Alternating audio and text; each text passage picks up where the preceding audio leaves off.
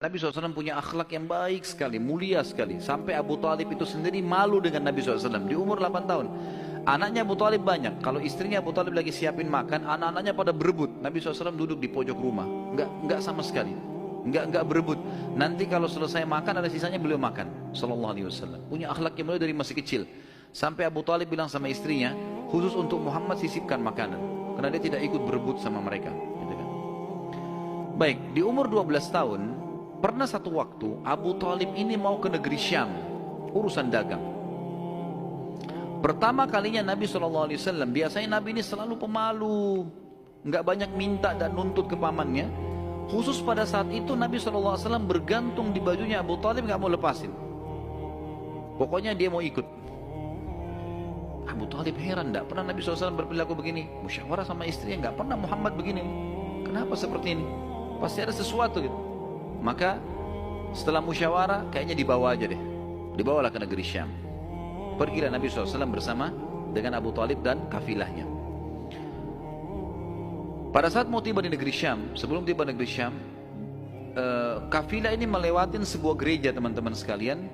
Dan di situ ada satu pendeta bernama Bahira. Dan ini riwayat Bukhari Muslim menceritakan masalah itu ya.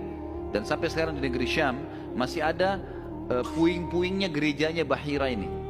Pada saat itu di zaman Nabi SAW ada gereja ini dan sampai sekarang masih ada sisa puingnya. Saya pernah lihat cuplikannya sendiri, ada sisa puingnya di negeri Syam.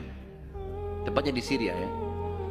Kemudian teman-teman sekalian, pada saat melewatin kafilah ini melewatin gereja, si Bahira ini kepala pendeta di gereja itu memang lagi nunggu informasi tentang Nabi terakhir nih.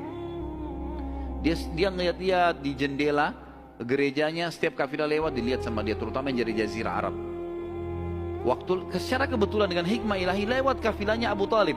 Dan kafilah ini agak berbeda dengan yang lainnya. Kafilah itu berarti 3 unta ke atas ya, baru dinamakan kafilah. 3 ekor unta ke atas baru dinamakan kafilah. Waktu lewat kafilah Abu Talib ini ada awan yang menaunginya. Beda dengan kafilah lain, padahal lagi terik matahari. Dan tidak sengaja kafilah Abu Talib istirahat di sebelah gereja dan ada pohon-pohon kurma yang berderet, itu semuanya seperti menundukkan daun-daunnya ke kafilah itu. Pendeta ini perhatikan. Kafilah tanya ini, kirim satu orang, tanya mereka kafilah dari mana nih? Jawabannya dari Jazirah Arab. Dari mana? Dari kota Mekah. Kata Bahira, hidangkan makanan sebaik mungkin di gereja, undang semua kafilah ini masuk makan. Diundanglah. Mereka cerita masuklah mereka untuk makan.